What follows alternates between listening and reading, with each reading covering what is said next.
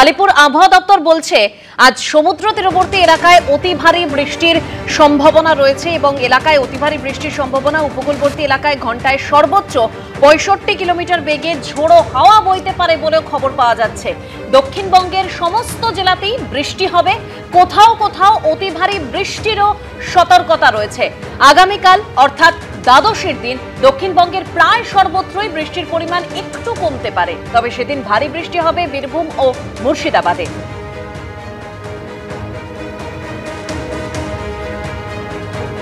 আলিপুর আবহাওয়া দপ্তরের যা পূর্বাভাস, আজ সমুদ্র তীরবর্তী এলাকায় অতি ভারী বৃষ্টির সম্ভাবনা রয়েছে। উপকূলবর্তী এলাকায় ঘন্টায় সর্বোচ্চ 65 কিলোমিটার বেগে ঝোড়ো হাওয়া বইতে পারে বলেও পূর্বাভাস রয়েছে। দক্ষিণবঙ্গের সমস্ত জেলাতেই বৃষ্টি হবে, তবে কোথাও কোথাও অতি ভারী বৃষ্টিরও সতর্কতা রয়েছে। আগামীকাল অর্থাৎ দ্বাদশীর দিন দক্ষিণবঙ্গের প্রায় সর্বত্রই বৃষ্টির পরিমাণ কমতে পারে।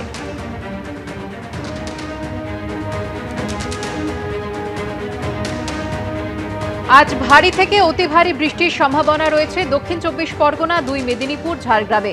ভারী বৃষ্টি হতে পারে কলকাতা, উত্তর 24 পরগনা, হাওড়া, হুগলি, পূর্ব বর্ধমান, পশ্চিম বর্ধমান, বাঁকুড়া, মুর্শিদাবাদ ও পুরুলিয়ায়।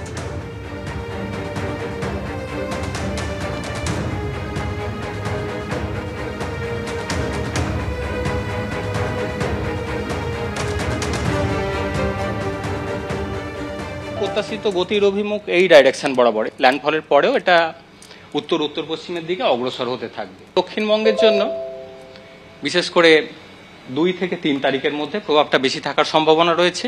ভারী বৃষ্টির সতর্কতা থাকছে দক্ষিণবঙ্গের জন্য বিশেষ করে 2 থেকে 3 তারিখের মধ্যে। উত্তরবঙ্গের উত্তরের জেলাগুলোতে ভারী থেকে অতি ভারী বৃষ্টির সতর্কতা থাকবে। 3 তারিখে কলকাতা পার্শ্ববর্তী অঞ্চলে মেনলি মাঝারি ধরনের বৃষ্টিপাতের সম্ভাবনা থাকবে। দক্ষিণবঙ্গের পাশাপাশি এবার উত্তরবঙ্গের আবহাওয়ার আপডেট আপনাদের সামনে তুলে ধরবো। উত্তরবঙ্গে যে পূর্বাভাস রয়েছে, আজ থেকে 3 দিন বৃষ্টি বাড়বে। আবহাওয়া দপ্তরের পূর্বাভাস, আজ ভারী থেকে অতি ভারী বৃষ্টি হবে দার্জিলিং, জলপাইগুড়ি এবং আলিপুরদুয়ারে। আর ভারী বৃষ্টির সম্ভাবনা রয়েছে কালিম্পং, উত্তর দিনাজপুর ও কোচবিহারে।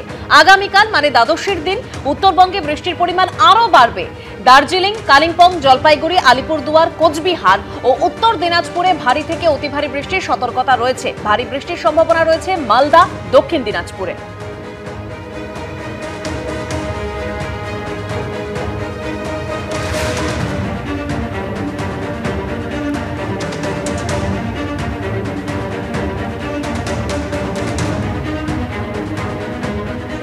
উত্তরবঙ্গের নদীগুলোতেও জলস্তর বাড়ার সম্ভাবনা থাকবে। উত্তরবঙ্গে আরেকটা বড় সম্ভাবনা থাকে, যেটা হচ্ছে আমাদের ভূমিধস হওয়ার সম্ভাবনা থাকবে, যার জন্যে ট্রাফিক রাস্তা, যেটা আমাদের যোগাযোগ ব্যবস্থার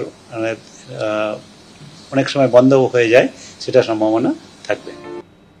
আর গতকাল দুপুরে যে ছবি আমরা দেখলাম সন্দেশখালীতে, সেখানে কয়েক সেকেন্ডের ঝড় আর তাতেই লন্ডভন্ড হয়ে গেল উত্তর 24 পরগনার সন্দেশখালীর 2টি গ্রাম।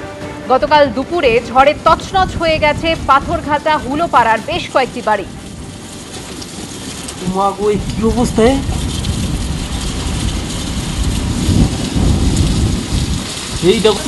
সেইটা আগুন তুলে দেখো, বাস্ট হচ্ছে দেখো, গাছের পাতা উঠতে দেখো, দিঘির পাড়ায় অবস্থা দেখো।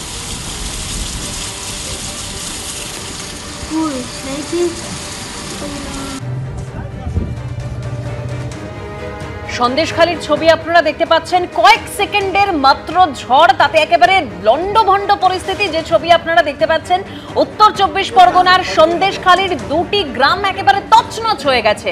গতকাল দুপুরে এইরকম ঝড় হয়, সেই ঝড়েই তছনছ হয়ে গেছে পাথরঘাটা, হুলোপাড়ার বেশ কয়েকটি বাড়ি। সেই ছবি আপনাদের সামনে তুলে ধরেছি। অধিকাংশ বাড়ির ছাদ উড়ে গেছে, গাছ উপড়ে পড়েছে, বেশ কিছু মাটির বাড়ি ভেঙে গেছে। ঝড়ের তাণ্ডবে আহত হয়েছেন 6 জন। গাছ ভেঙে পড়েছে বাড়ির উপর, সেই ছবি আপনারা দেখতে পাচ্ছেন। সন্দেশখালীতে মাত্র কয়েক সেকেন্ডের ঝড়, তাতে একেবারে লন্ডভন্ড পরিস্থিতি। একদিকে ছবি দেখতে পাচ্ছেন, তছনছ হয়ে গিয়েছে 2টি গ্রাম মাত্র কয়েক সেকেন্ডের ঝড়ে। আর কিভাবে বাড়ি ঘর ক্ষতিগ্রস্ত হয়েছে, কিভাবে গাছ উপড়ে পড়েছে, সেই ছবি আরেকদিকে আপনারা দেখতে পাচ্ছেন।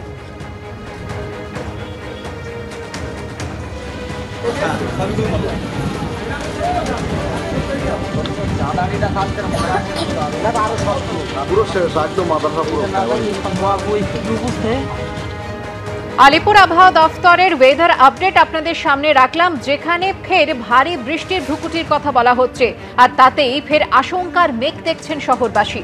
পুজোর এক সপ্তাহ আগে কয়েক ঘন্টার বৃষ্টিতে কার্যত বানভাসী হওয়ার স্মৃতি যে এখনো টাটকা। পুরসভার একটা প্রস্তুতির অভাব, শুধু প্রাক পুজোর বৃষ্টি কেন বলবো, গত 5 বছরে যতগুলো ঝড় বৃষ্টি হয়েছে সেই প্রত্যেকটার ক্ষেত্রে এবং প্রত্যেকটার ক্ষেত্রে পুর প্রশাসন ঘটনা ঘটে যাওয়ার পর তারা অ্যাডমিট করেছিলেন যে তাদের প্রস্তুতির অভাব ছিল। আমফান হোক, ইয়াস হোক, এরকম পরপর আমরা দেখছি। বিপর্যয় মোকাবিলা করার জন্য 3টে পদ্ধতি। বিপর্যয় ঘটার আগে কিছু প্রস্তুতি, বিপর্যয় যখন চলে আসছে অর্থাৎ ঝড় যখন চলছে, বৃষ্টি যখন প্রবল, তখন একটা, আর হয়ে যাওয়ার পর কিছু জিনিস থাকে যেগুলো পোস্ট ডিজাস্টার। এই 3টে ধাপে হচ্ছে যে প্রস্তুতি হয়। কিন্তু বিপর্যয় পূর্ব প্রস্তুতি যেটা, সেটা বিপর্যয় ঘটার 12 ঘন্টা আগে খুব বেশি নেওয়ার সুযোগ থাকে না, আদার দ্যান এনশিওর করা এই পাম্পিং ব্যবস্থাটা যথেষ্ট পরিমাণে আছে কিনা। কিন্তু এটার জন্য, এই বিপর্যয় মোকাবিলা করার জন্য অনেক আগে থেকে প্রস্তুত হতে হয়। পুরসভা আমাদের যে শহরের খুব প্রস্তুত, এটা হচ্ছে যে বাস্তবটা তা বলে না। আর এই যে ভারী থেকে অতি ভারী বৃষ্টির পূর্বাভাস রয়েছে, সেখানে পুরসভার তরফে দাবি করা হচ্ছে যে পরিস্থিতি মোকাবিলায় তারা প্রস্তুত আছে। তৈরি রাখা হয়েছে পাম্পিং স্টেশনগুলোতে চলছে নজরদারি, বিপদ এড়াতে বিদ্যুতের খুঁটিতে আস্তরণ পরানো হয়েছে। মিটিং হয়েছে সিএসসির সঙ্গে। ঘটনার জন্য আমি সিএসসিকে কালকেই কমিশনারের সাথে মিটিং হয়েছে যে in case of heavy rain বা বৃষ্টি পড়লে আমাদের বাইরে যেগুলো ওদের টেম্পোরারি লাইন যেগুলো দেওয়া আছে, মানে পুজো কমিটিকে লাইন দেওয়া আছে, তো ওই করে দেখবেন টিনের দিয়ে, ওগুলোকে যেন ইমিডিয়েটলি বন্ধ করে দেয়। আর স্ট্রিট লাইটগুলো আমাদের সব ইন্সপেকশন আবার করা হয়েছে, যেখান দিয়ে ওদের কিছু ট্যাবিং হয়েছিল সেগুলোকে আবার টেপিং করে দেওয়া হয়েছে। স্ট্রিট লাইট কিছু বন্ধ হচ্ছে না তো? রাত না, বন্ধ হচ্ছে না, এখনও যে অবস্থা বন্ধ হচ্ছে না। যদি ওয়াটার লগিংয়ের কোনো সিচুয়েশন আসে তখন বন্ধ করতে হবে। আর মুখ্যমন্ত্রী কিছু খোঁজ খবর নিয়ে? নিশ্চয়ই মুখ্যমন্ত্রী সকাল থেকে অনেকবার খোঁজ খবর নিয়েছেন, কি হচ্ছে, কি করেছি, কি অ্যারেঞ্জমেন্ট, ঘাটের কি অ্যারেঞ্জমেন্ট এই ওয়েদারের জন্য। প্লাস উনি সবসময় মনিটরিং করতে থাকেন, মুখ্যমন্ত্রী মনিটরিং করেছেন। সকাল থেকে আমার সাথে অনেকবার কথা হয়েছে, এই পজিশনগুলো ওনাদের জানিয়েছি এবং উনি বলেছেন যে একদম রেডি থাকতে। মেয়র ফিরহাদ হাকিমকে কটাক্ষ ছুড়ে দিয়েছেন বিজেপি নেতা রুদ্রনীল ঘোষ। তিনি বলছেন, মেয়র সাহেব আমাদের স্বস্তি দিতে পারেন না, দেন শুধু গামলা আর হাফ প্যান্ট। কলকাতা শহরে মেয়র সাহেব যা কথা বলেন, তারপর আমরা দেখেছি যে তিনি আমাদের শান্তিতে উপহার দিতে পারেন না, স্বস্তি উপহার দিতে পারেন না। তিনি নিজের পরিহিত হাফ প্যান্ট এবং সঙ্গে একটা গামলা একটা উপহার দেন। কারণ হচ্ছে জল নিকাশি যে জায়গাগুলো ছিল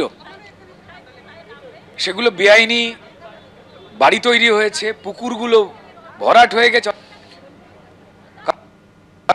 মানুষ বিপদে পড়েন, 10-11টা প্রাণ চলে গেছে। তারপর শাসক দলের লোকজনেরা বলেছেন যে আপনাদের দেখে বেরোনো উচিত।